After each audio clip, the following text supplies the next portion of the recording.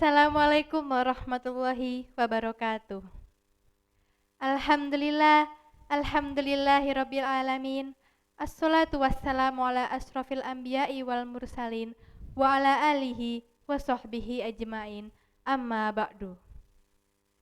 Puji syukur atas kehadirat Allah Subhanahu wa taala yang telah melimpahkan rahmat serta hidayahnya kepada kita semua sehingga kita dapat berkumpul di sini dalam keadaan sehat walafiat. Tak lupa sholawat serta salam kita curahkan kepada junjungan kita Nabi Muhammad Sallallahu Alaihi Wasallam yang telah membimbing kita dari zaman jahiliyah menuju zaman ad-dinul Islam. Teman-teman, ustadz, ustadzah, serta pemirsa Semamio GKB Channel yang saya sayangi. Alhamdulillah kita dapat bertemu kembali di acara Kalbu, kajian malam Sabtu. Bersama saya Salsabila Mutia selaku host pada acara kali ini ditemani oleh guru saya yang sangat baik dan cantik yaitu Ustadzah Diana Masusia. Yuk kita sapa dulu pemateri kita hari ini. Assalamualaikum Bu Diana. Waalaikumsalam warahmatullahi wabarakatuh. Gimana kabarnya Bu Diana? Alhamdulillah sangat baik. Mbak Mutia gimana? Alhamdulillah baik juga. Alhamdulillah, mudah-mudahan kita senantiasa dalam lindungan Allah Subhanahu wa taala dan selalu dalam keadaan baik ya. Apalagi Amin. dalam kondisi saat ini ya Mbak Mutia ya. Amin, amin ya rabbal alamin. Rasanya sudah lama sekali nggak bisa bertemu dengan teman-teman, apalagi guru-guru juga. Kangen gitu, baru Iya, kali ya. ini akhirnya bisa ke sekolah dan bertemu dengan Bu Diana lagi. Alhamdulillah, senang berarti ya. Iya banget dong Bu.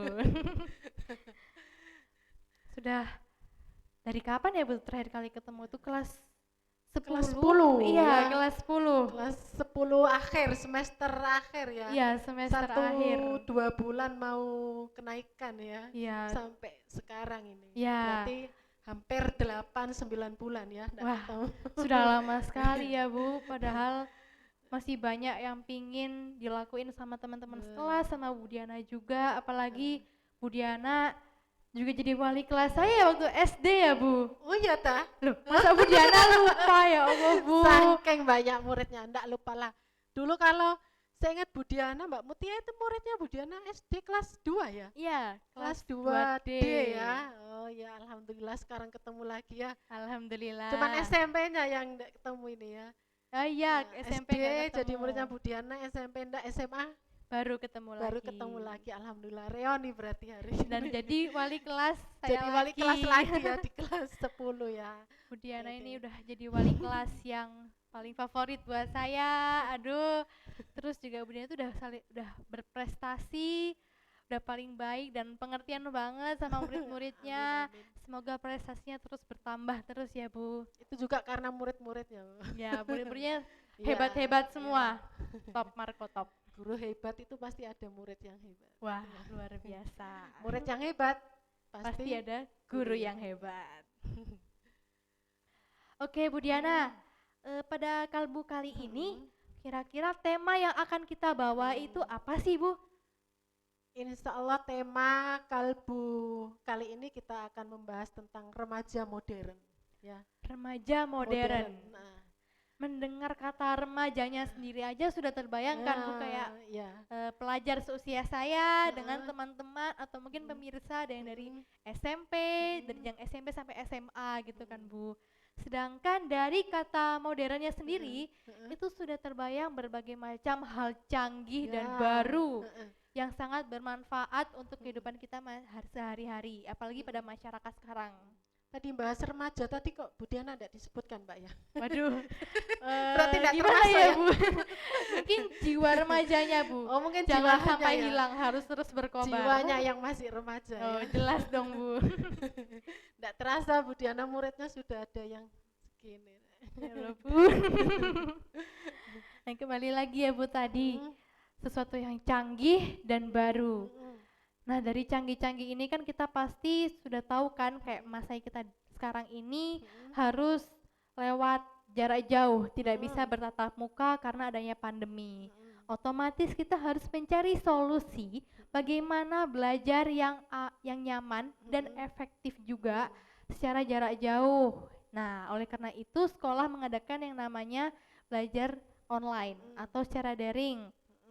Semua tugas sudah ada di web sekolah, jadwal Vicon atau video conference juga sudah ada. Jadi murid tinggal mengikuti, kemudian guru bisa memberikan materi. Itu semua juga berkat zaman modern ini, kecanggihan yang luar biasa. Dan itu pun bisa diakses di mana saja ya Mbak ya? Ya, benar sekali. Tidak harus di ruang sekolah, tidak harus di kelas.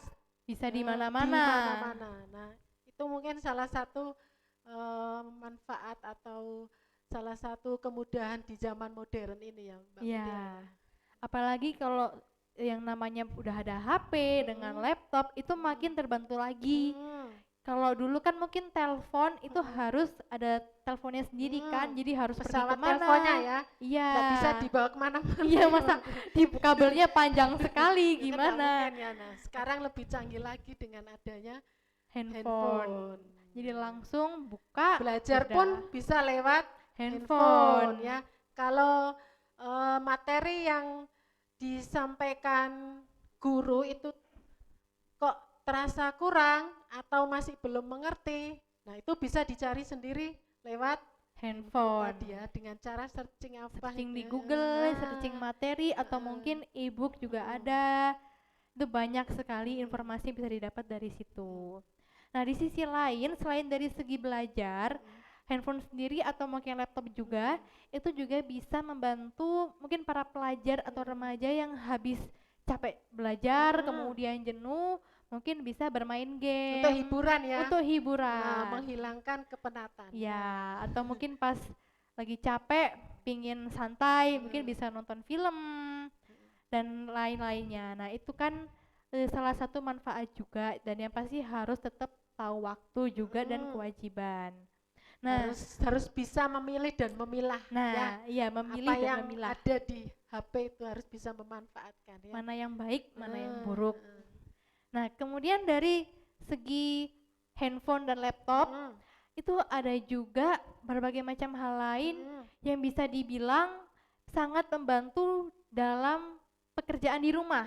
Oh iya ya. Dan biasanya ini malah anak-anaknya yang ngasih tahu orang tuanya. Lebih update ya. Iya, karena saking update-nya kan selalu mencari karena informasi. Hampir tiap hari ya. Iya. Pegang HP enggak mau lepas itu. Apalagi kalau zaman sekarang kan lagi boomingnya aplikasi TikTok. Nah, di situ banyak banget racun-racun. Jadi anak-anak mulai terpikat, oh ada barang ini bisa beli lewat online. Kayak contohnya misalnya Budiana mau beli alat pel. Nah, kalau yang kita bayangkan kan pasti alat pel itu yang kita pakai tangan, kemudian kainnya harus kita peras. Itu zamannya Budiana dulu itu. Iya, pakai tenaga gini kan. Nah, kalau sekarang sudah ada alat pel yang itu jadi satu, Bu. Jadi satu alat pel itu sudah ada alat semprotan buat sabunnya, terus kain pelnya tinggal dicopot terus dicuci. Jadi lebih mudah. Oh, lebih enak, juga. Lebih simple. Biasanya anak-anak itu nemu kalau nggak didapat iklan atau mungkin ya di all shop online. Nah, itu bisa jadi salah satu manfaat juga dan kemudahan untuk kita semua. Itu salah satu dari manfaat ya. Bagi anak remaja untuk memanfaatkan di zaman modern itu melalui benda-benda yang canggih tadi ya, alat-alat yang canggih tadi. Terus juga bisa belajar hal baru kayak tadi kata Budiana, mungkin skill-skill yang belum diajarkan di sekolah.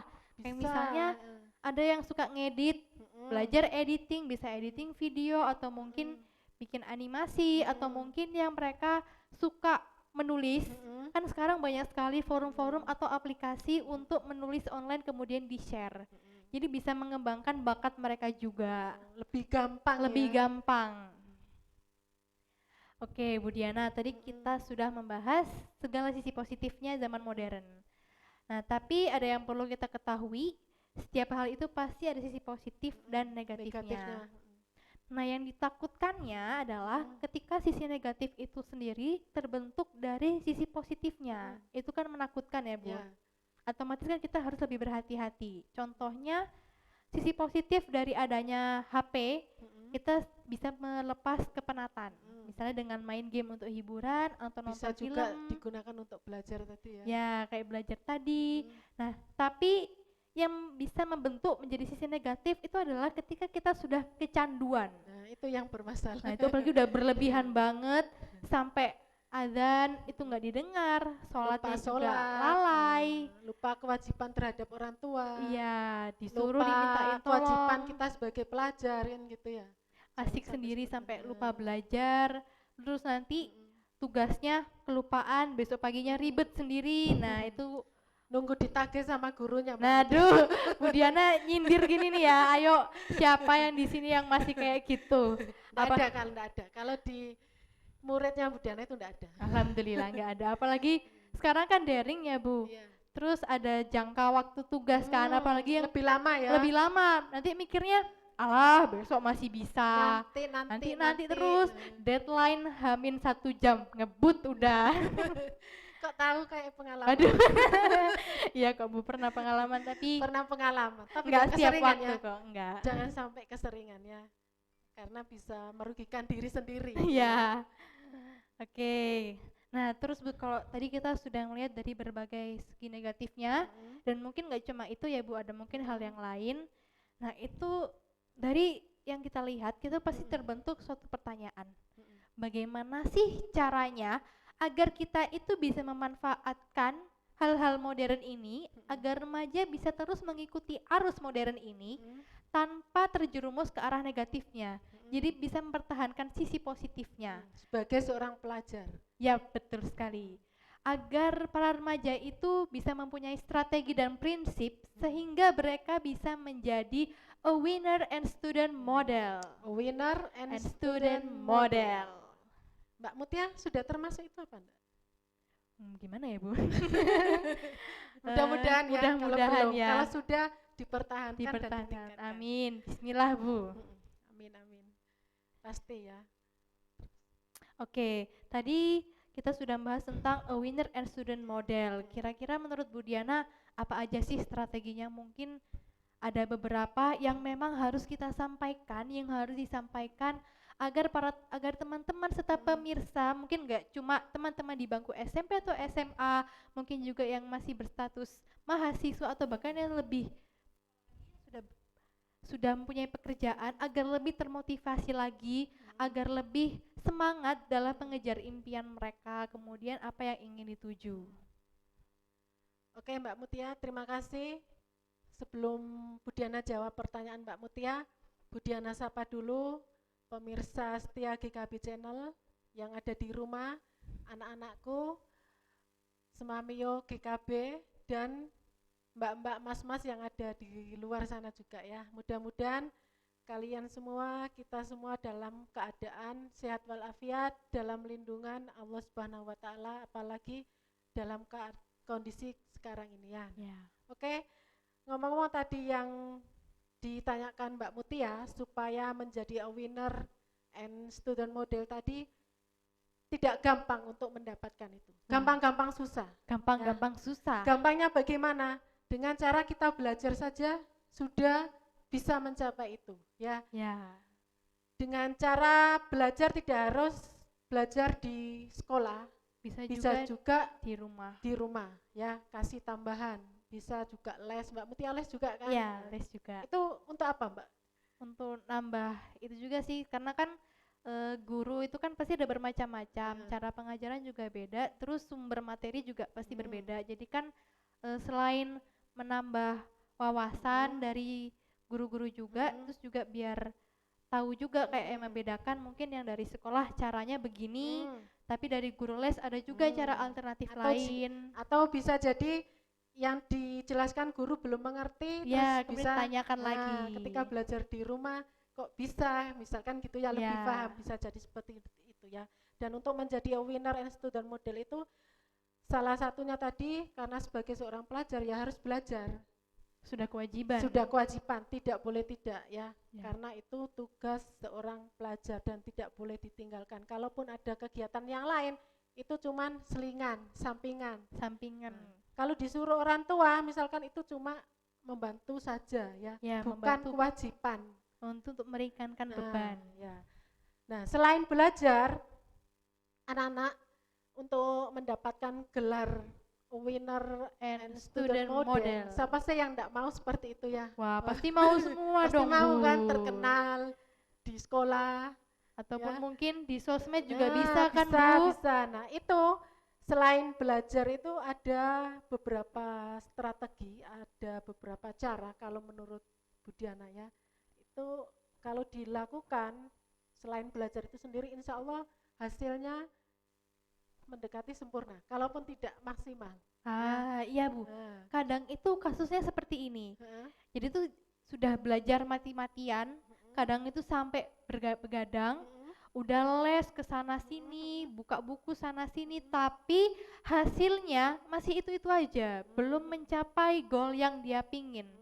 Nah itu kan otomatis murid tersebut bakal frustasi, bakal bingung, bahkan paling buruk itu kalau udah capek nyerah gitu kan. Itu jangan sampai gitu Bu. Nah kita tuh harus tahu kenapa sih kok bisa kayak begitu. Sudah belajar tapi kok hasilnya belum maksimal. Ya.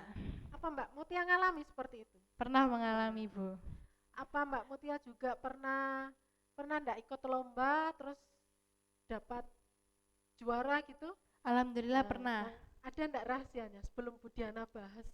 Wah kalau rahasia gimana ya?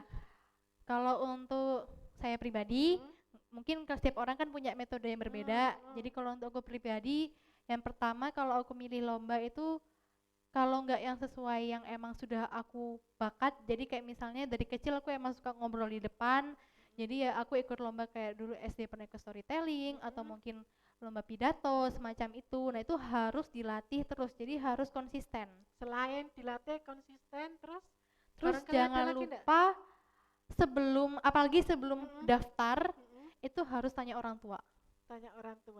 Karena pasti orang tua itu bakal terus memperhatikan kita tuh bakal mau kemana jalannya, nanti mau bagaimana. Mendukung ya. Itu pasti harus butuh dukungan orang tua. Selain dukungan pasti didoakan. Karena kita sudah izin terlebih dahulu. Nah, ngomong-ngomong masalah izin dari orang tua ini Mbak Mutia, itu nanti salah satu di strategi yang akan Wah, sudah bocor duluan berarti Bu.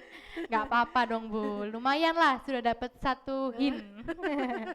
Nah itu ada 4 strategi supaya kita menjadi apa yang dikatakan Mbak Mutia tadi, a winner and student model. Itu, selain belajar itu ada 4 strategi, yaitu mendekatkan diri kepada Allah Subhanahu wa Ta'ala. Yang kedua, dekat dengan orang tua. Yang ketiga, dekat dengan guru. Dan yang keempat, dekat dengan teman-teman ya. Ada di luar sana anak-anakku mungkin pernah mengikuti kejuaraan, pernah mengikuti perlombaan, dan ketika dia sudah melakukan usaha yang maksimal tapi kok tidak mendapatkan hasil yang sempurna, mungkin salah satu dari keempat strategi tadi dia belum melakukan. Ataupun ketika dia mengikuti perlombaan tapi mendapatkan juara tapi belum maksimal, mungkin salah satu dari keempat tadi belum dilakukan atau sudah dilakukan tapi belum sepenuh hati. Nah, oke Bu Diana, karena ini kita udah mulai makin seru nih Bu. Sebelum kita tahu 4 cara tadi, walaupun sudah satu yang bocor ya Bu. Jadi untuk para pemirsa Semam Yogi KB Channel, mari kita ikuti dulu pesan-pesan yang akan disampaikan berikut ini.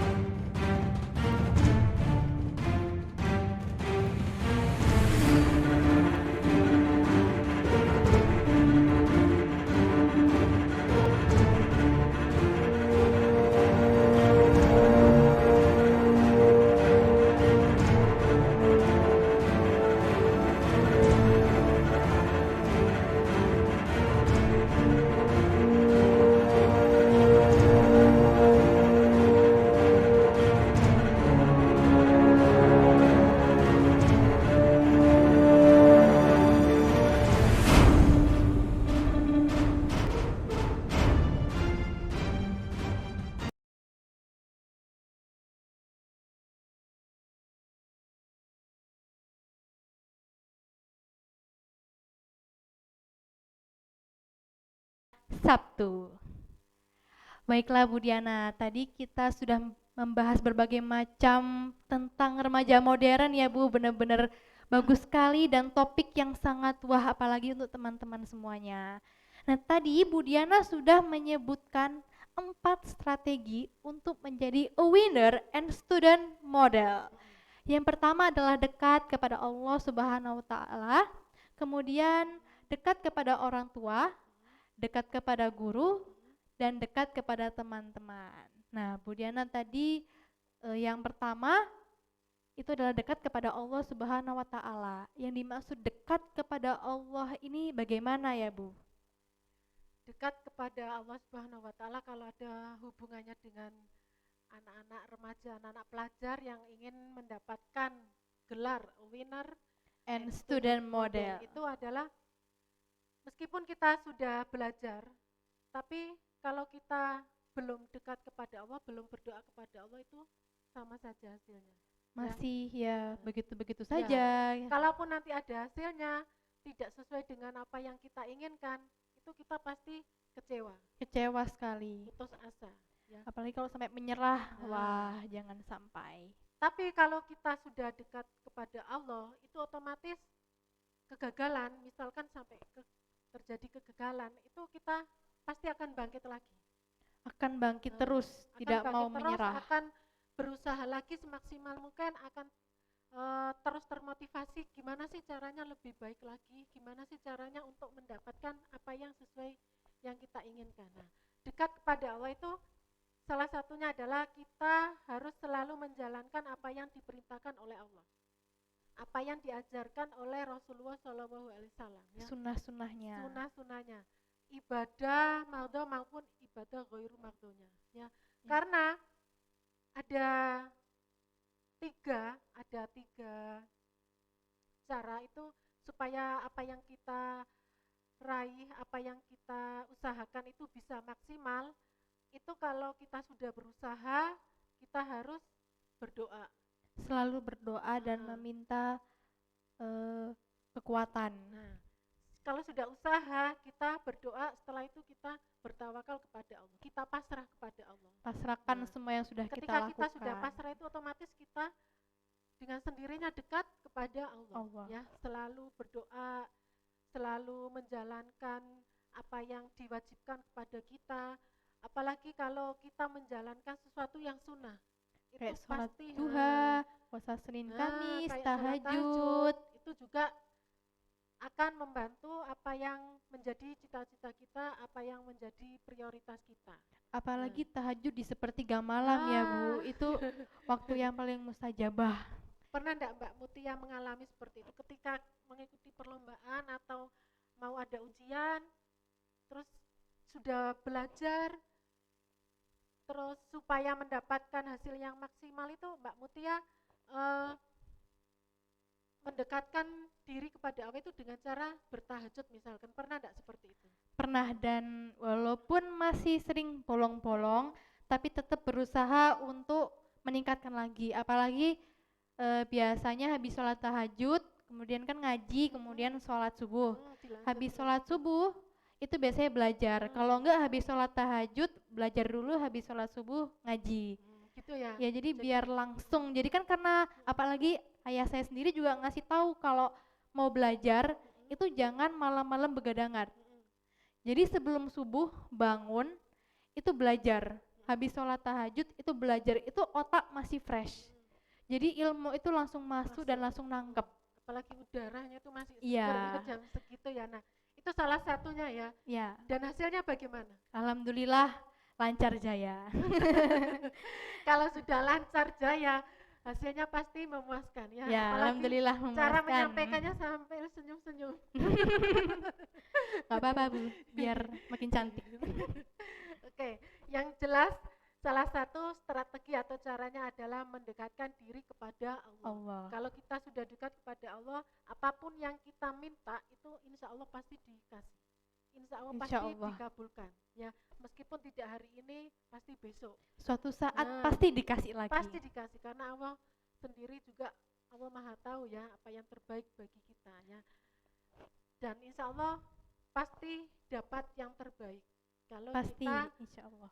lebih mendekatkan diri kepada Allah selain usaha lain yang kita lakukan, seperti belajar tadi, seperti eh, cari pengetahuan yang lain di luar apa yang disampaikan guru tadi, bisa lewat HP HP tadi ya, atau mungkin searching internet gitu. internet bisa. Nah, yang kedua, selain mendekatkan diri kepada Allah, yang selanjutnya yaitu mendekatkan Diri kepada orang tua. Ya, hampir semua yang berstatus anak pasti mempunyai Orang tua. Tidak ada yang ujuk-ujuk langsung lahir gitu Duh, ya. itu dari mana asalnya kan dipertanyakan malah.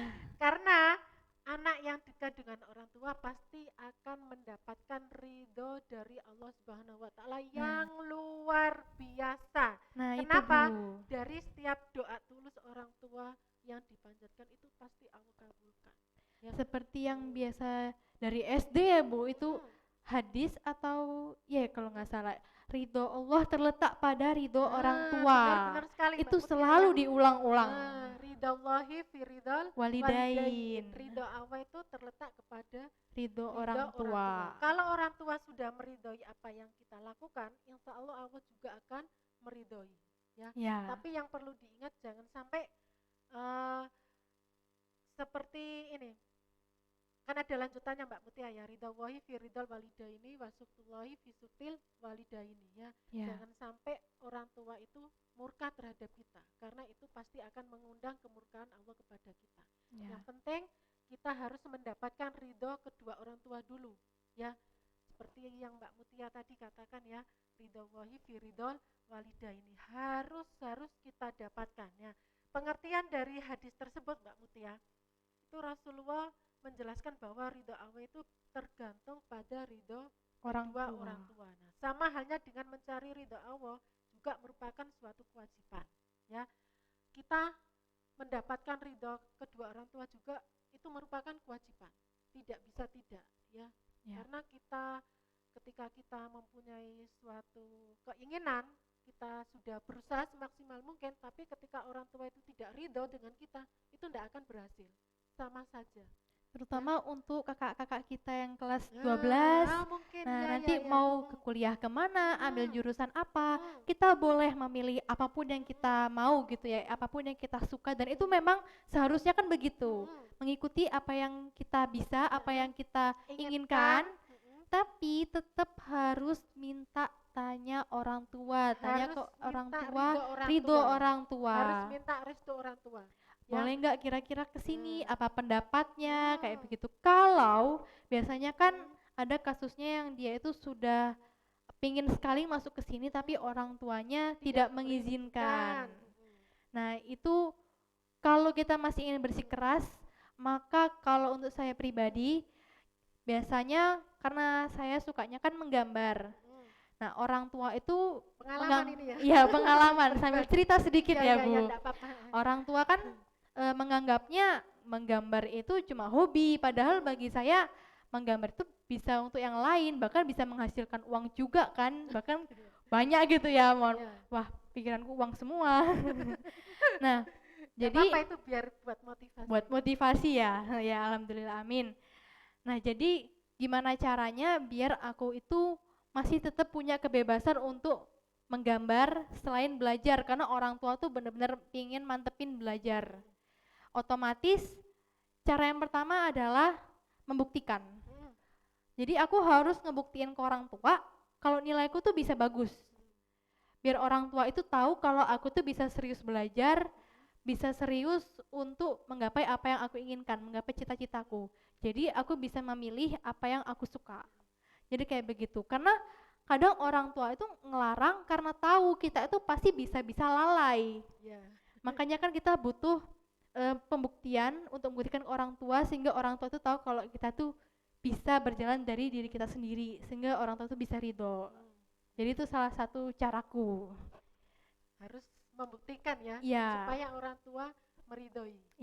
Itu yang paling penting Mbak ya. Kenapa? Karena banyak orang yang di luar sana itu ketika sudah mati-matian berusaha untuk mendapatkan apa yang diinginkan, dan ketika sudah mendapatkan apa yang diinginkan dia tidak mendapatkan hasil yang maksimal ya. Karena Karena apa? Karena dia tidak mendapatkan ridho dari Orang tua. Bisa juga sudah sukses, sudah berhasil, tapi dia kurang mendapatkan izin dari orang tua. Mungkin bisa jadi dia menyakiti hati orang tua. Nah, seperti itu. Akhirnya kesuksesan itu Hancur. ya. Jatuh. Jadi sudah naik-naik, capek-capek, Ya. jatuh. Kayak legenda ini, Bu. Malin Kundang. Nah, bisa jadi seperti Wah, itu ya. itu cerita kan yang sudah cerita lama ya. sudah cerita lama ya, Legenda apalagi sekali. legenda yang booming sekali. Bahkan sudah ada, katanya sudah ada batunya juga kan di sananya. Ketika dia berusaha untuk menjadi orang kaya dan ketika sukses, tapi di akhir dia tidak mendapatkan restu orang tua, tidak mendapatkan restu orang tua karena orang tua tidak meridhoi, karena Akhirnya kedurhakaan. durhaka. Nah, akhirnya apa yang selama ini didapat, kesuksesan yang selama ini didapat tidak Hilang, ada, nggak ada artinya. hilang begitu saja ya. Nah, terus selain itu, jangan sampai kita itu membuat Allah itu marah atau murka terhadap diri kita ya. Dengan cara bagaimana? Kita harus mendekatkan diri kepada orang tua, itu salah satunya adalah dengan cara berbakti kepada Orang tua. Apa yang dikatakan orang tua, apa yang disampaikan orang tua, apa yang dinasehatkan orang tua, kita harus melakukan semuanya selama apa yang diajarkan, selama yang diperintahkan itu tidak bertentangan dengan ajaran Allah Subhanahu wa taala. Ya, gitu ya Mbak Mutia ya. Nah, di dalam hadis tersebut juga terdapat himbauan untuk berbakti kepada orang tua, tetapi juga seruan untuk mendapatkan kerelaan orang tua. Ya, jadi intinya itu keridhaan tadi. Ya. Ridho itu paling Kalau orang penting tua sekali. sudah ridho itu Insya Allah jalan langsung terbuka. Terbuka dengan sendirinya. Kita tidak tahu caranya bagaimana, tidak tahu kok tiba-tiba seperti ini. Itu bentuk keridhaan orang tua terhadap kita. Yang penting ketika kita mau usaha, mau melakukan sesuatu, jangan lupa kita meminta izin dulu terhadap orang tua, minta doa restunya orang tua. Nah, oke Bu, tadi kan kita sudah membahas tentang ridho kan Bu. Nah, selanjutnya masih ada 2 nih, tapi sebelumnya mari kita saksikan dulu pesan-pesan yang akan disampaikan.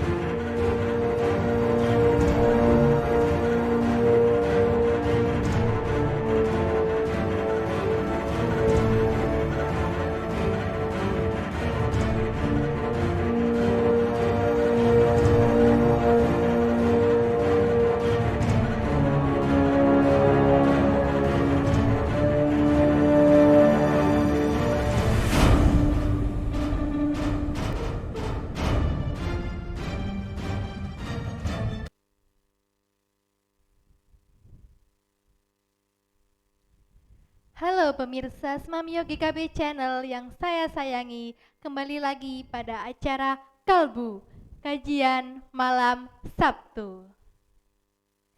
Baiklah Bu Diana, tadi kita sudah membahas tentang ridho orang tua, bahwa ridho orang tua itu sangat penting sekali ya Bu untuk mencapai kesuksesan kita. Karena ketika orang tua sudah ridho, maka Allah akan ridho. Jika sudah ridho, maka jalan itu akan terbuka untuk kita. Jadi kita akan lebih mudah dalam menggapai kesuksesan tersebut. Otomatis dalam artian ini orang tua itu adalah peran yang paling penting sekali pada kita. Sangat penting ya, karena kedudukan orang tua itu Mbak Mutia nomor 2 setelah Allah Subhanahu wa taala. Ya.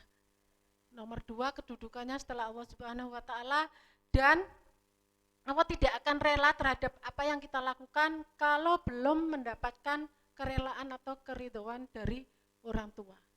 Seperti itu. Ya, jadi kita harus kuncinya itu harus mendapatkan ridho orang tua dulu. Tapi jangan aku kepengen sukses, aku harus berbakti pada orang tua kayak abal-abal gitu ya. Oh iya. Tapi harus kita lakukan dengan yang Ikhlas. ya, yang benar-benar berbakti kepada orang tua. tua. Jangan ada maunya saja kita Contohnya kayak baikan sama orang tua, dekat sama orang tua, membantu orang tua. Jangan seperti itu ya. apalagi kalau biasanya anak-anak gitu kan mikirnya mau tambahan uang jajan, mijitin orang tuanya. Kalau udah mijitin, Ma, Pa, Sambil bisik ya. kan udah mijitin, bolehlah nambah es krim 1, jajan kayak gitu. Misalkan mau masuk ke perguruan mana, mau masuk SMA jurusan mana, mijiti dulu mah. Mijitin dulu. Izinkan aku masuk di Tiba-tiba jurusan ini nah. jadi anak baik, rumah jadi kinclong bersih. Nah itu Mamanya Nah. jadi mikir ada apa ini? bukannya meridhoi senang, malah mikir ada apa-apa ini. Ya. Yang penting ketika kita ingin mendapatkan ridha orang tua itu kita harus berbakti kepada orang tua. Bentuk interaksinya itu seperti itu. Kita harus melakukan apa yang diberikan orang tua sebagai tugas kita. Misalkan orang tua pengen apa, disuruh apa, ya kita lakukan. Jangan nunda-nunda. Nah, ketika kita melakukan sesuatu yang disuruhkan orang tua itu pasti gini, ya Allah anakku, di situ Didoakan. pasti terselip doa untuk anaknya. Nah, doa tersebut itu merupakan kunci dari keberhasilan kita. Kalau kita berbakti kepada orang tua secara terus-menerus, mau melakukan apa yang diperintahkan orang tua secara terus-menerus, semakin banyak doa yang diucapkan oleh orang tua. Nah, semakin banyak doanya orang tua itu, Allah itu pasti mengizinkan, meridhoi, ya. Karena tidak ada orang tua itu yang mendoakan kejelekan untuk anaknya. Sejelek-jelek apapun anak, itu pasti orang tua tetap mendoakan yang terbaik. Pasti berdoa yang terbaik, yang paling bagus untuk anaknya. Apalagi kalau kita sering berbakti kepada orang tua. Ya, seperti itu. Karena apa? Mendatangkan keridhaan orang tua itu dengan cara salah satunya mentaati tadi. Ya Mbak Mutia ya. Nah, Ya. dan hal tersebut tidak memiliki batasan selama apa yang diperintahkan orang tua, apa yang diinginkan orang tua itu tidak bertentangan dengan ajaran Allah Subhanahu wa Ta'ala. Ajaran yang disampaikan oleh Rasulullah Shallallahu Alaihi Wasallam. Ya, nah seperti ini ada cerita ini dulu di zaman Rasulullah itu ada sahabat, ada pemuda yang namanya Uwais Al-Qarni. Oh iya, Uwais Al-Qarni. Iya, pernah mendengar. Uwais Al-Qarni ini dapat julukan tidak terkenal di dunia tapi terkenal di langit. Wow. Kenapa? Penasaran? Wah, kenapa ya Bu? Penasaran enggak? Penasaran dong, bukan keren gitu ya Bu? Pernah dengar namanya enggak? Uwais Al-Qarni. Pernah. Pernah ya. Nah, Uwais Al-Qarni ini dia terkenal di langit tapi tidak terkenal di dunia. Kenapa bisa, kok Bu? tidak terkenal di dunia? Karena Uwais Al-Qarni ini anak yatim yang sudah ditinggal, ayahnya meninggal, terus kondisinya dalam keadaan miskin, ibunya lumpuh, tidak bisa jalan. Si Uwais ini juga dia dalam keadaan sakit. Wah. Nah, sakitnya itu sakit yang parah, kayak kulitnya itu belang-belang. Oh iya, bisa dilihat. Bisa ya? Ya bisa digambar. Bisa dibayangkan. bisa dibayangkan. Kenapa dia kok tidak terkenal di dunia? Karena seperti itu. Kalau bisa jadi di zaman sekarang mungkin siapa sih lo? Ya, anggapannya kayak orang asing, kayak apa gitu. Ya kan gitu ya, gak level kalau mau berteman dengan saya kan gitu kan. Ya. Gak ada yang mengenal sama sekali. Tapi si Uwais ini terkenal di langit. Kenapa kok terkenal di langit? Karena si Uwais ini mendapat kemuliaan dari Allah Subhanahu wa Ta'ala. Wah, kemuliaan seperti apa itu? Kemuliaan seperti apa? Dia langsung langsung mengabulkan apa yang menjadi doa Uwais ini. Nah, bagaimana kok sampai Uwais ini mendapatkan kemuliaan di sisi Allah Subhanahu wa Ta'ala dan dikenal di langit, si Uwais ini sudah pemuda yang sakit, miskin, ibunya dalam keadaan yang lumpuh, tapi bentuk ketaatannya kepada Allah ini luar biasa.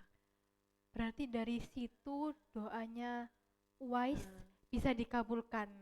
Selain bentuk ketaatnya kepada Allah Subhanahu wa taala ini yang sungguh luar biasa, beliau juga sangat-sangat berbakti kepada orang tua.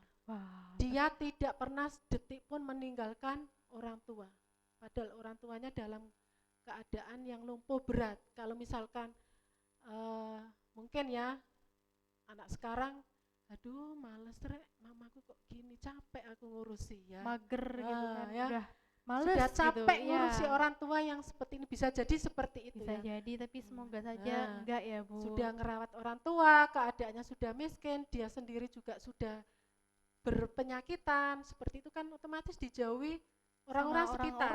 Tapi dia tidak putus asa seperti itu. Yang penting dia berbakti kepada orang tua. Nah, akhirnya pada suatu saat si orang tua Uwais ini, apa yang diinginkan orang tuanya itu dikabulkan sama Uwais. Nah, ada satu yang keinginannya itu disampaikan kepada Uwais, tapi Uwais ini mikir, apa itu keinginannya? Orang tuanya ini kepengen naik haji. Dalam keadaan lumpuh, keadaan seperti miskin, itu, tapi kepengen naik haji. Nah, si Uwais ini mikir, gimana caranya ya?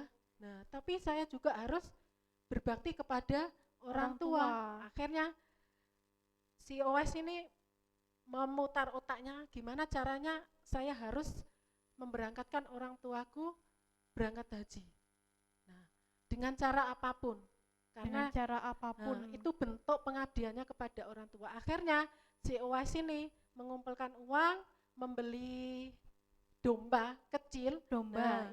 Tiap harinya domba ini digendong, si Uwais ini lari ke bukit tiap hari.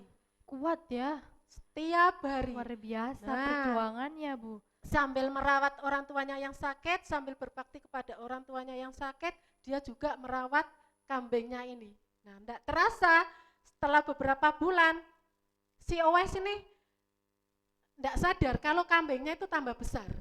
Karena seringnya tiap hari gendong dari sini dari atas bukit turun lagi dan bolak-balik, sampai ada orang-orang di sekitar itu bilang, Uwais ki sudah gila ya, tidak ada kerjaan mungkin ya, karena gendong domba, sesuatu yang tidak ini ya, menggendong nggak masuk akal. Pekerjaan apa sih itu kan, mungkin bisa jadi seperti itu ya, naik turun bukit sambil gendong domba. Nah, akhirnya lama-lama domba ini besar dan Uwais pun tidak terasa berat ketika menggendong dombanya ini karena sudah terbiasa. Karena udah terbiasa terus nggak sadar. Terus tujuannya untuk apa? Akhirnya tujuan dari si Uwais melakukan seperti itu dengan alasan suatu saat aku akan memberangkatkan orang tuaku akan menggendongnya dengan latihan seperti itu. Nah, bayangkan Mbak Mutia ya, tiap hari naik turun gunung sambil gendong domba beberapa bulan. Nah, dengan berjalannya waktu si Uwais ini terbentuk ototnya ini ya. Aku aja naik kalau turun sekarang tangga. itu mungkin apa Mbak, olahraga yang nge-gym itu ya? Nge-gym. Angkat barbel itu ya. Aku aja naik turun tangga udah capek Bu, itu naik turun bukit bawa domba loh Bu. Itu bentuk pengabdiannya si Uwais ini untuk berbakti kepada orang tua. Akhirnya ketika sudah dia merasa kuat, merasa mampu untuk menggendong orang tuanya, akhirnya berangkatlah si Uwais ini sama orang tuanya untuk berangkat haji.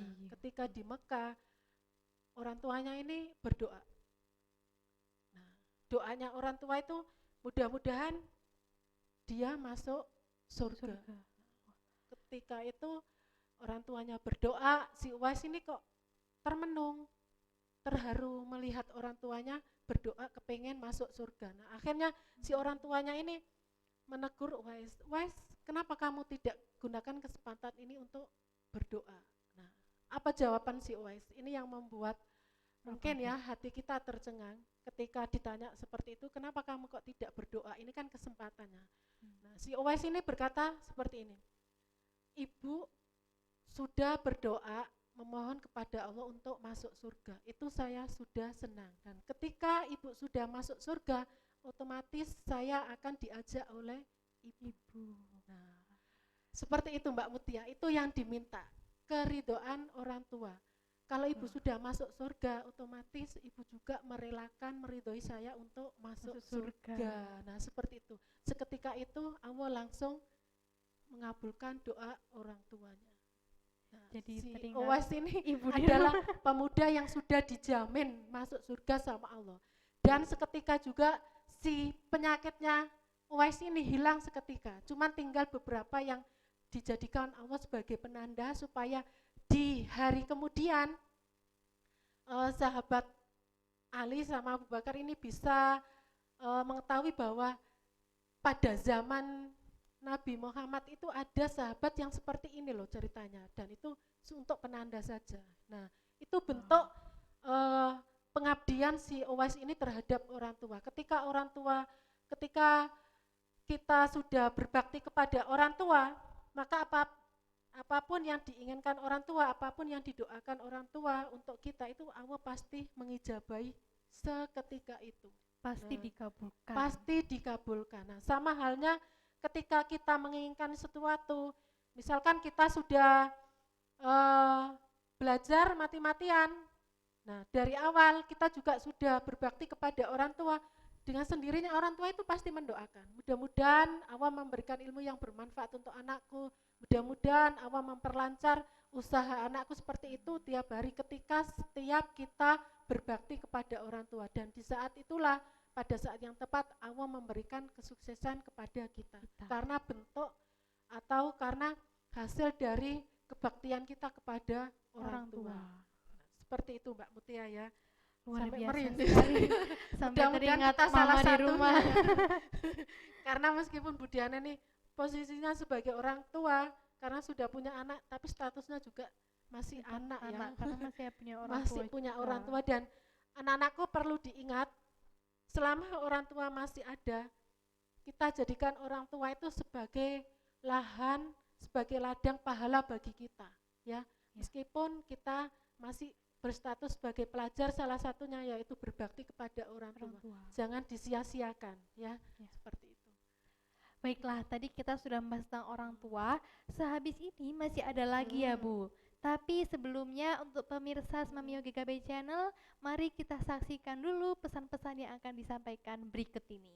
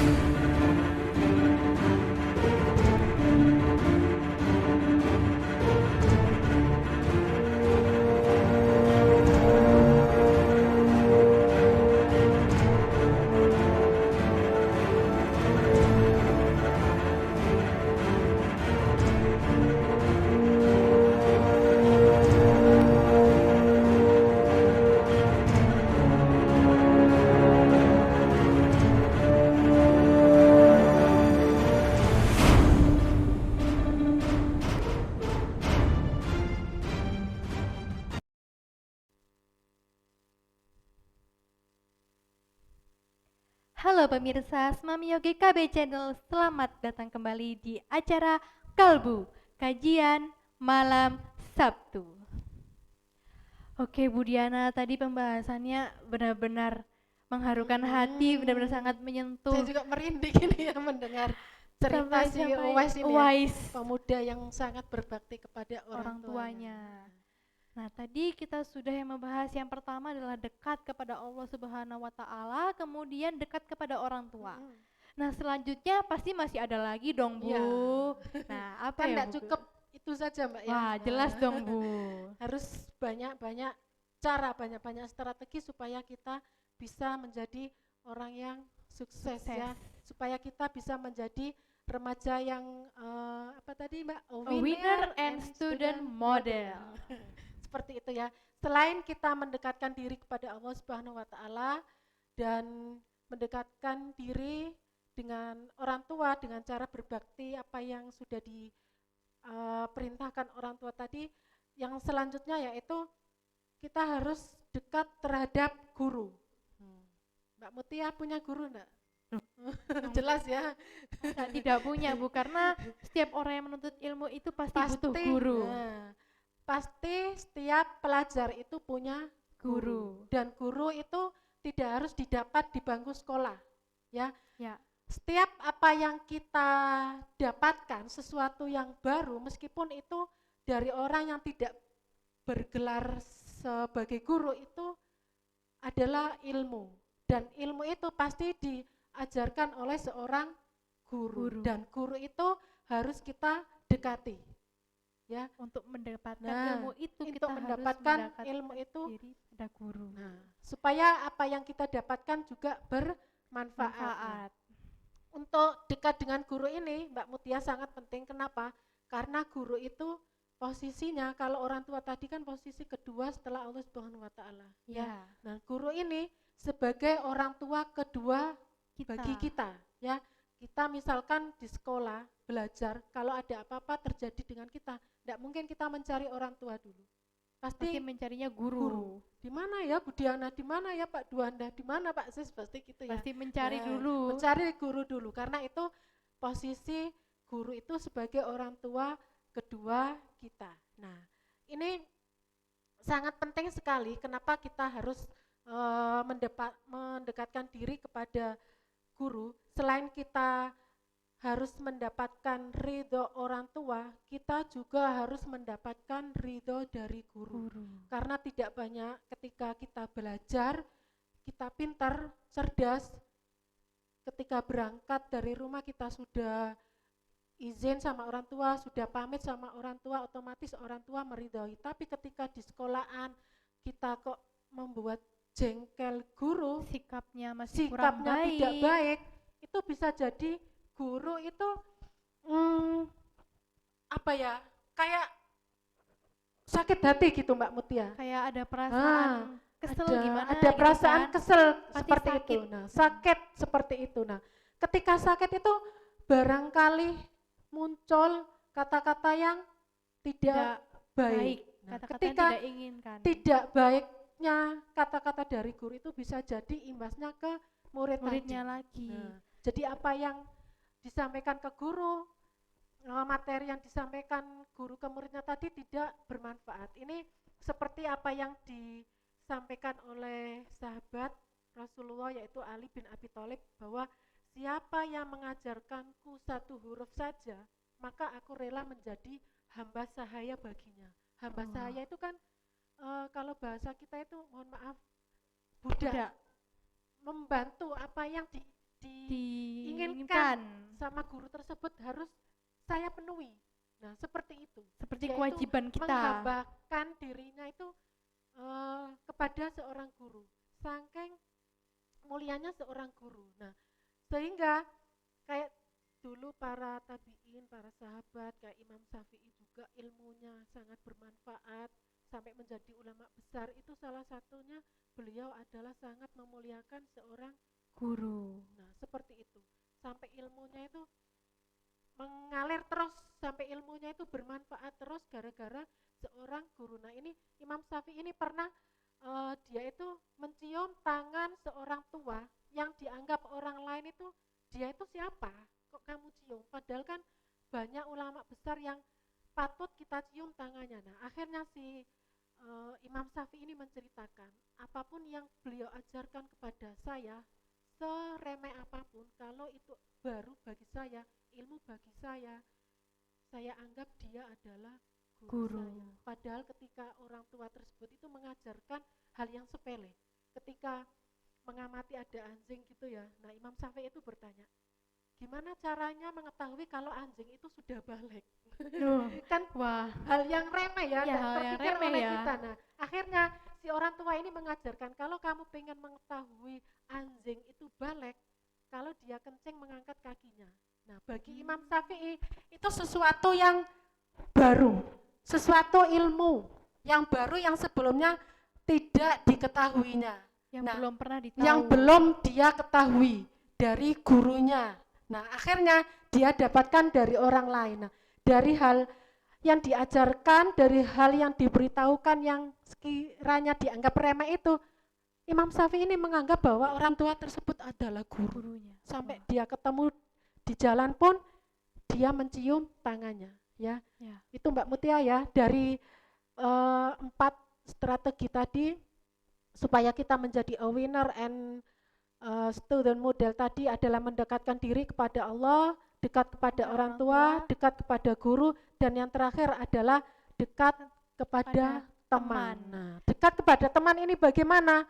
Kita juga harus bisa memilih mana teman yang baik, mana teman yang tidak, dan bisa memilih mana teman yang bisa menjadi motivasi bagi kita untuk berbuat baik, untuk bisa memotivasi kita untuk menjadi sukses. Itu Mbak Mutia ya, dari empat tadi ya, tadi Bu. ya harus kita pegang selain kita belajar ya. Nah, Selain dari belajar sudah ada 4 strategi ya, Bu. yang harus kita miliki tadi ya. Yang pertama adalah dekat kepada Allah, kita harus selalu beribadah dan memasrahkan diri kepada Allah. Benar-benar. Kemudian dekat kepada orang tua, harus minta ridho kepada orang tua. Kemudian kepada guru kita harus bersikap yang baik, selayaknya seperti kita kepada orang tua. Nah, seperti Karena itu. nanti kalau enggak ya ilmunya nggak bisa balik ke kita. Nggak bisa bermanfaat Ya, nggak kemudian bisa berkah juga. dekat kepada teman, kita harus memiliki teman atau circle yang sesuai dengan kita, yang baik, yang positif, sehingga tidak terjerumus ke hal-hal negatif. Karena kadang pertemanan itu paling berbahaya ya, Bu. Oke, kita sudah sampai di penghujung acara pada hari ini. Jadi untuk Bu Diana mungkin ada kesan-pesan atau motivasi untuk pemirsa Semamio GKB Channel, teman-teman serta ustadz-ustadzah semuanya. Mungkin ada motivasi yang bisa disampaikan untuk menambah semangat kita semua. Oke, anak-anakku, anak-anakku semua, Semamio GKB dan pemirsa setia GKB Channel, dari pembahasan kita supaya kita menjadi winner and student model tadi, selain belajar kita juga harus memiliki 4 strategi tadi, yaitu mendekatkan diri kepada Allah, dekat dengan orang tua, dekat dengan guru, dekat dengan teman. Kita juga harus mencari pergaulan yang baik, ya, dan melakukan apa yang diperintahkan oleh Allah, dan berprestasilah di sekolah. Jangan sampai membolos sekolah. Ya. Itu yang pertama ya. Berprestasilah di sekolah, jangan sampai membolos, dan dedikasikan diri kalian di dalam belajar, karena status kalian itu remaja itu sebagai pelajar ya. Berprestasilah di sekolah dan dedikasikanlah diri kalian untuk belajar. Yang kedua, bersikaplah baik dimanapun kalian berada. Bersikaplah yang baik di kelas maupun di sekolah ya, karena tiap harinya kalian itu berada di sekolah. Itu saja mungkin Mbak Mutia. Oke, itu saja untuk hari ini. Always be a winner and student model. Ingat itu teman-teman dan pemirsa sekalian. Baiklah, terima kasih atas seluruh perhatiannya. Terima kasih sudah menghadiri acara Kalbu kajian malam Sabtu bersama saya Salsabila Mutia selaku host pada acara ini dengan pemateri kita Ustadzah Diana Masusia. Terima kasih dan sampai berjumpa di acara Kalbu berikutnya. Wassalamualaikum warahmatullahi wabarakatuh.